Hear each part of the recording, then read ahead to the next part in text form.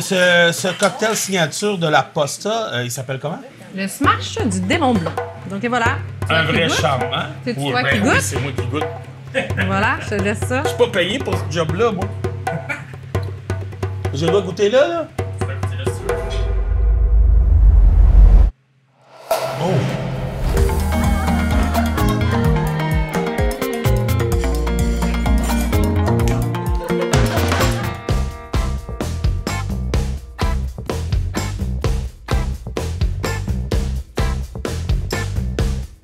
Cette semaine, à la tournée des chefs, je vous amène à la Posta pour faire la rencontre de la propriétaire Annie et de sa chef. Un drink en l'honneur de Guy Lafleur, une assiette délicieuse de tataki de thon et une danse endiablée. C'est maintenant que ça se passe à la tournée des chefs.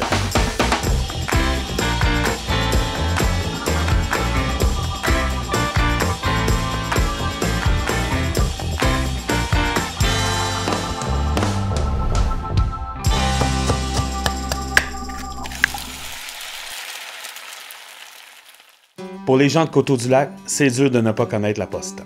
Ouvert en 2014 sur la rue principale, le restaurant nous charme avec son décor unique, ses repas délicieux et ses employés attachants. J'ai fait la rencontre de l'une d'entre elles, Chantal, avec qui j'ai discuté de son parcours en tant que chef, sa vision de la restauration et sa façon particulière de construire un menu. On est présentement avec Chantal, le chef de la Posta. Comment ça va, Chantal? Ça va très bien. Oui.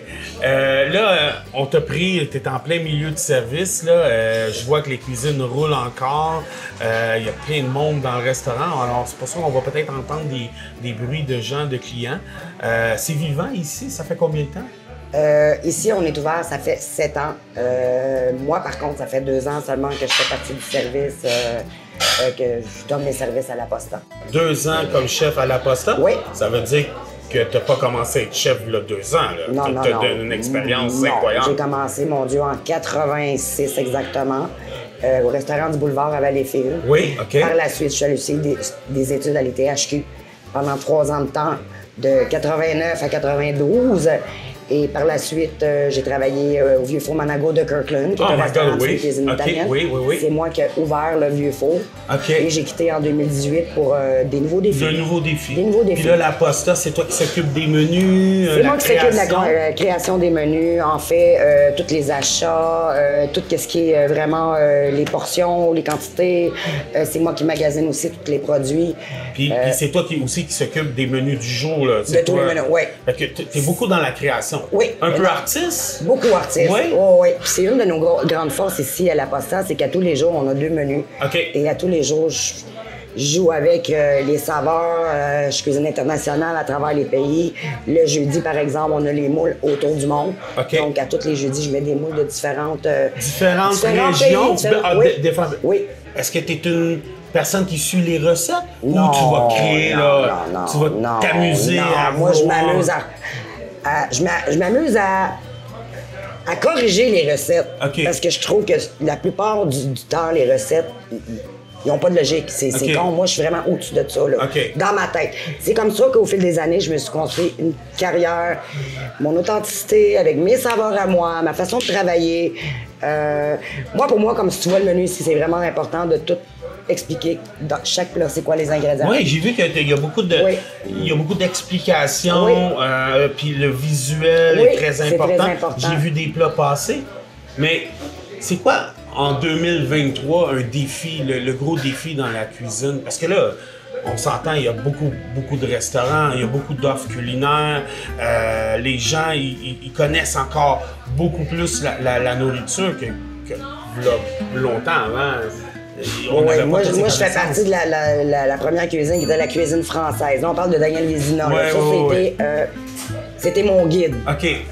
Chez Toqué. Oui. La prise, c'était mon guide aussi. Oui. À ce moment-là, on va à Québec. On va manger au Laurier Raphaël. Oui.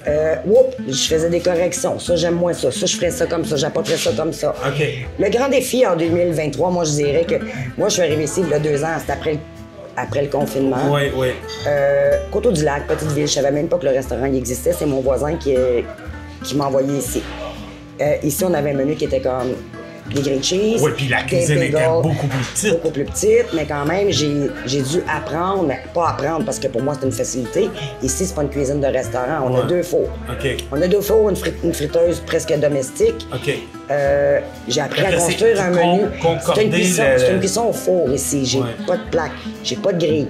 Quand je dis saisie, mais il faut que je saisisse dans le four. Mais c'est excellent, donc, tu réussis à aller chercher absolument, un niveau de le qualité. niveau vraiment comme très élevé avec des ingrédients qui sont vraiment de haute qualité aussi par mes fournisseurs, mais encore là, c'est l'expérience de tous mes achats antérieurs et d'être capable de diriger une brigade qui est capable de répéter... Parce que là, tu as combien d'employés derrière la cuisine, je dirais, j'en ai à peu près 8. OK, sur les 2. Pas tant que ça, mais pour la grosseur de la cuisine, c'est parfait.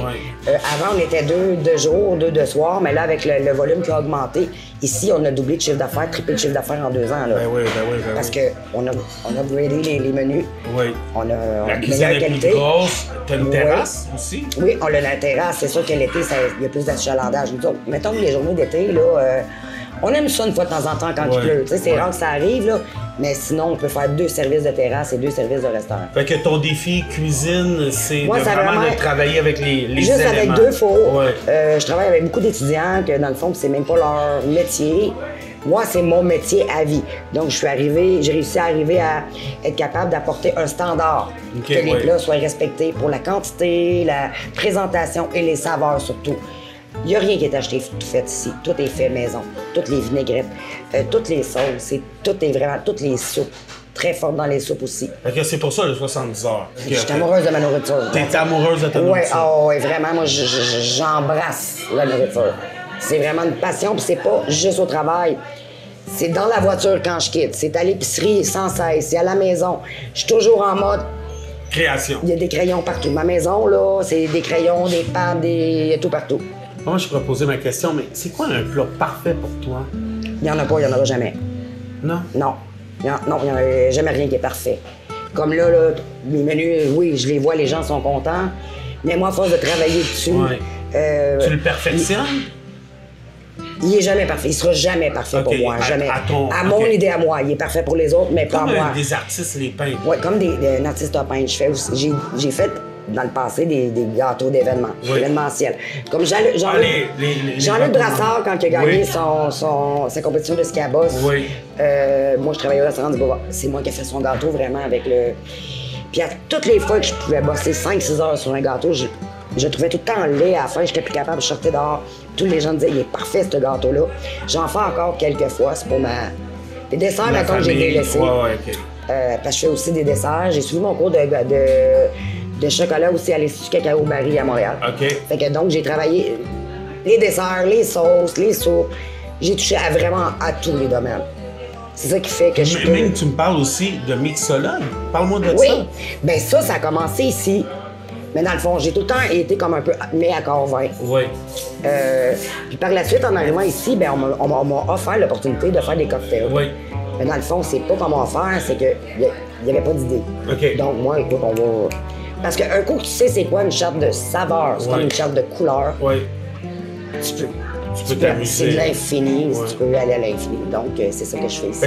J'invente des cocktails. Fait que t'inventes des cocktails, tu les mets sur le menu. Oui. Puis c'est ça. C'est notre petit cocktail signature du moment.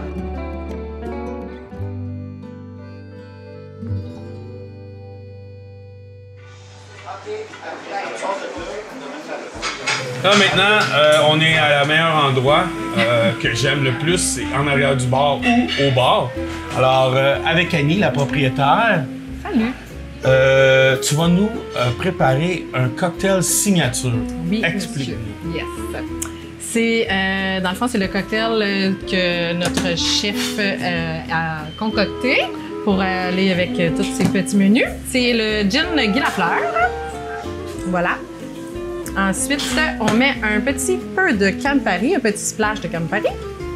On met du romarin et un peu de petits fruits séchés avec du soda.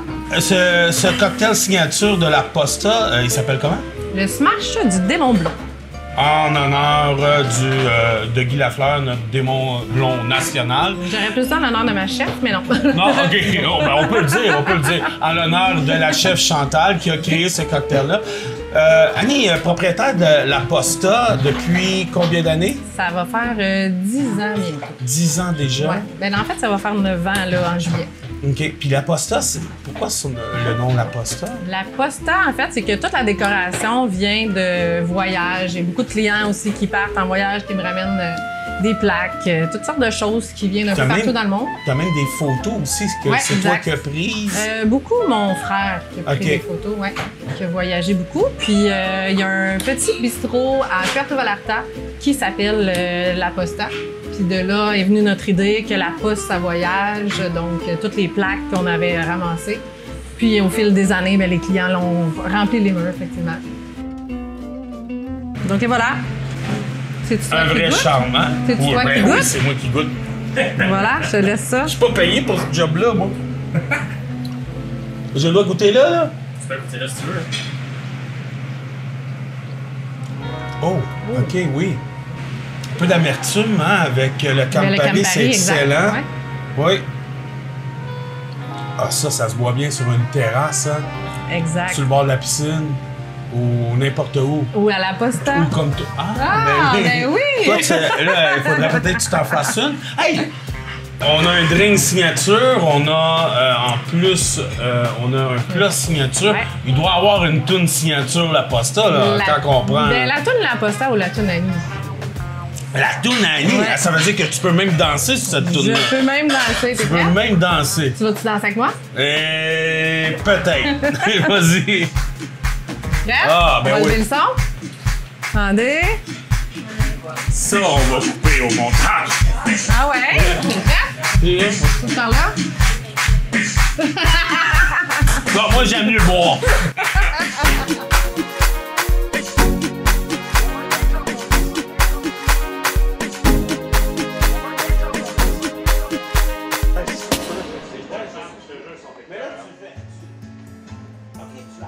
Quand tu es sorti de la ITHQ, quel genre de conseils tu pourrais donner à quelqu'un qui est sorti de l'ITHQ présentement?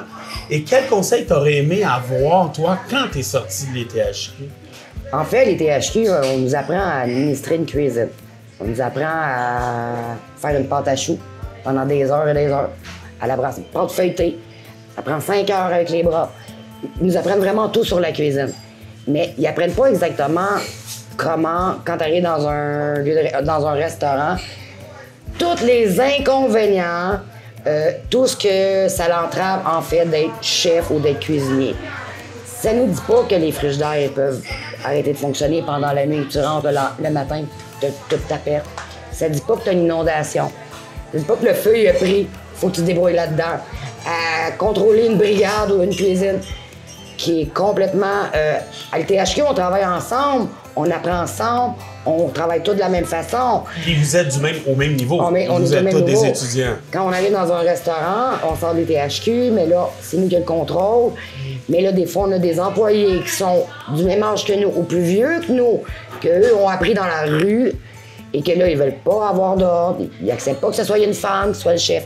Ça a été vraiment difficile pour moi de prendre ma place. Okay. Surtout à Kirkland, parce que c'est un milieu plus anglophone, oui. avec beaucoup d'émigrés, oui. qu'eux, ils arrivent avec différentes cultures. Oui. Puis ils ont de la difficulté à se faire diriger par une femme. J'ai vraiment dû mettre mon pied par terre, okay. mettre mon poing sur la table, et c'est moi qui le bosse, puis vous m'aurez pas. Okay. Puis après quelques années, parce que j'ai quand même été là 22 ans de temps, c'est devenu mes meilleurs amis. Wow. Eux, ils ont comme été fiers de hey, je te remercie que tu m'aies appris tout ça, que tu aies accueilli ma famille qui vient du Liban. Chez vous à un pique-nique, parce que je ne veux pas en restauration, on travaille tellement ouais, ça devient que une famille aussi, notre milieu de vie, c'est vraiment les serveurs, les cuisiniers.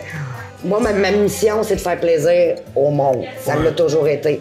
Sauf que je l'ai tellement pris comme au sérieux que, mon Dieu, même dans ma vie privée, j'ai réalisé que je me faisais jamais plaisir à moi.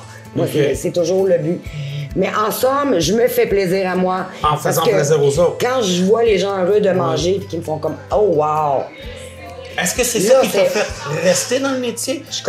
Parce qu'un métier de chef dans les cuisines, il fait très chaud, c'est stressant. Je me rends compte qu'en vieillissant, parce que je veux pas en vieillissant, là, quand ça fait 38 ans que tu fais ça, t'arrives le matin, je me fais des menus du jour, pas facile pour me la faciliter. Non, je vais y aller avec la complication. Et l'adrénaline d'être prêt en 11 heures. Ouais. Mon Dieu. Le deadline. Je suis la pire personne le matin, je m'engueule moi-même, mais puis je gueule à voix haute, puis inquiète pas, tu vas y arriver, j'y arrive toujours. Mais c'est un peu comme Céline Dion. Céline Dion, avant quand elle faisait un spectacle, c'est certain qu'il y a toujours t'as beau être professionnel puis être la meilleure chanteuse du monde. T'arrives sur scène, t'as toujours un track avant. Ouais. Mais le moment que là, je commence à sortir mes plats, que je suis arrivée dans mon délai, là, c'est... La vie est belle. Puis un plat, mettons, qui te réchauffe, puis tu veux te gâter, là. Tu veux manger quelque chose, là. Ah, moi, simplicité même. Ah oui. Ah, ben non. Moi, c'est... L'hiver, c'est une soupe à l'oignon. Y a rien à faire. Tu sais, le cordonnier est toujours mal chaussé, là. C'est comme ça. Une soupe à l'oignon, salade. Une petite pâte cacio et pépé. Oh, une petite pâte avec bocconcini, téléphone, là. Tu sais, avec une bonne napolitaine maison, une mini roquette, une bonne huile d'olive, là. Puis il y a des mini bocconcini fondus dedans, Là, là. je peux-tu aller manger chez vous? Quand tu veux. Le pire, c'est que chez nous, je suis équipée comme... Oh. Moi, mes parents, c'est un peu grâce à eux que ils ont eu des restaurants, j'étais jeune. Ah oui, OK. Oui, ça a débuté comme ça. Fait que t'as commencé jeune avec papa oui. et maman. Papa et maman, à la campagne à Saint-Louis-Gonzague, on avait un poulailler, on avait des cochons, on avait des dindes. On les élevait. Quand il venait le temps des tuer, on pleurait notre vie parce qu'on les avait apprivoisés. On avait le gros jardin. On tuait les animaux. C'était biologique, c'était organique à l'époque. Là. On s'entend que c'était ça. Là. Aujourd'hui, c'est comme nouveau. Tu manges bio, tu es wow, tu es au paradis. Là. Non. J'ai été élevée comme ça. Mon père, ma mère, ça cuisinait dans la cuisine en famille, ça faisait des repas. Fait que j'ai commencé vraiment ma passion culinaire. Les deux cuisinaient? Les Ton deux. père oui, et ta mère? Plus ma mère même que je dirais que mon père. Mon père, il dirigeait, les deux travaillaient en équipe. Oui. Des pièces de viande, des légumes, Fait que moi, une bonne bouillie de légumes à l'automne avec du navet dedans, de l'haricot, là. Avec un bon pain croûté. Ah, un bon pain croûté et un bon vin. Ça, c'est absolument.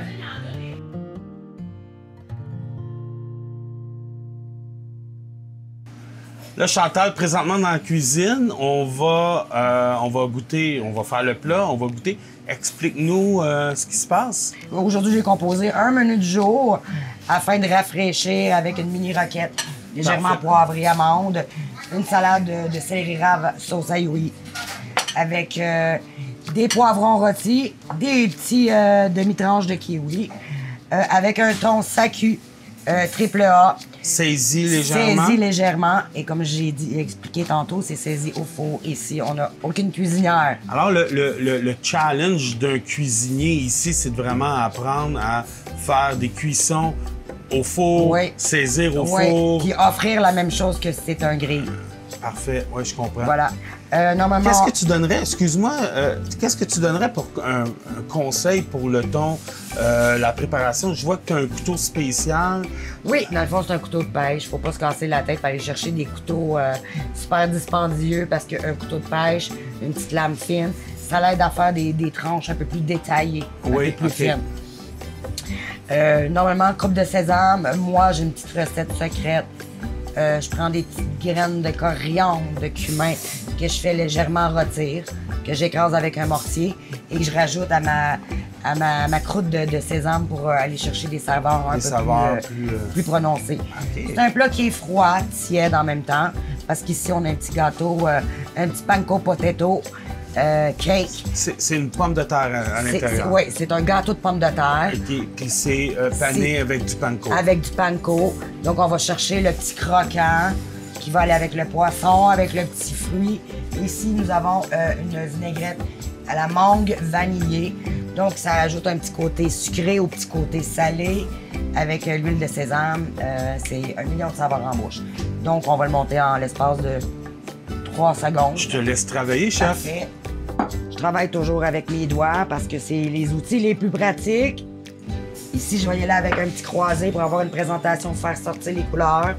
Petit croisé de poivron, légèrement caramélisé dans l'huile d'olive. Là, t'as pensé à ça quand, ça? Ce matin ou ça fait longtemps, cette recette-là? Ben, mettons que je l'ai peut-être fait plusieurs années, mais au fil des années, OK. au cours des années, je l'ajuste. Là, je vais toujours avec mon emporte-pièce pour respecter mon ratio, ce qui est très important, que tout soit de la même... Même portion. Même portion, oui. oui, tout à fait. Ça s'appelle comment, ce plat-là, sur le C'est menu? un tian de gâteau de pommes de terre au panko avec un thon saisi. Ce petit couteau-là, à pêche vraiment, là. Puis non seulement ça, c'est que c'est vraiment pas dispendieux, c'est comme 15 $. Quand il coupe plus, on se pose pas de questions, on le jette, puis on en rajoute un autre. La cuisson du thon est parfaite. Parfait, parfaitement arrosé. Hein? On n'oublie pas que c'est du thon jaune quand même, hein, Oui. parce que le thon rouge, on n'a plus le droit de le pêcher. Les portions sont quand même assez généreuses. Généreuse, Ah, ouais, hein, oui. c'est un bon plat. Et mon ingrédient que j'utilise sur tous mes salades, sur tous mes pokes, sur toutes mes tartares depuis plus d'1 an, c'est vraiment, ici, ces régions, c'est Rigaud, c'est les serres Oulika, qui nous offrent vraiment une belle amalgame de micro-pousses organiques, hydroponiques. C'est bourré de vitamines, c'est agréable, c'est des petites pousses de maïs ici. Qui va redonner aussi Oui. de la saveur au plat, puis de la belle couleur aussi. Et donc, je finis avec un soupçon de à la salbi. Et voilà, le plat il est terminé. Parfait, ça. Si vous voulez déguster, je peux Ça- apporter des...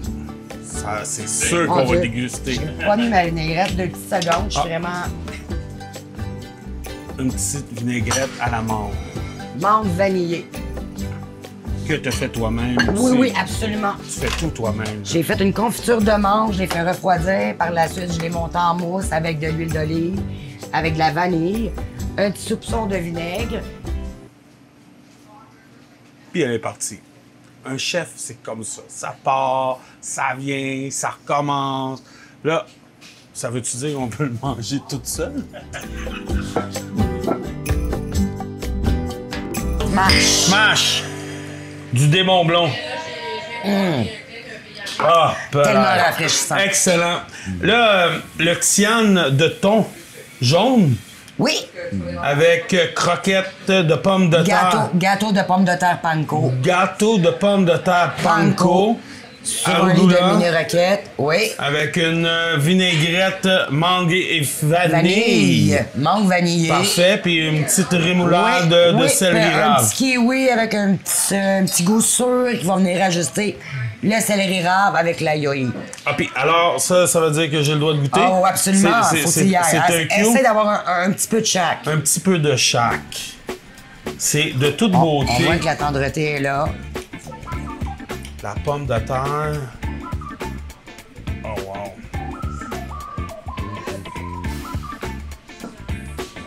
C'est excellent.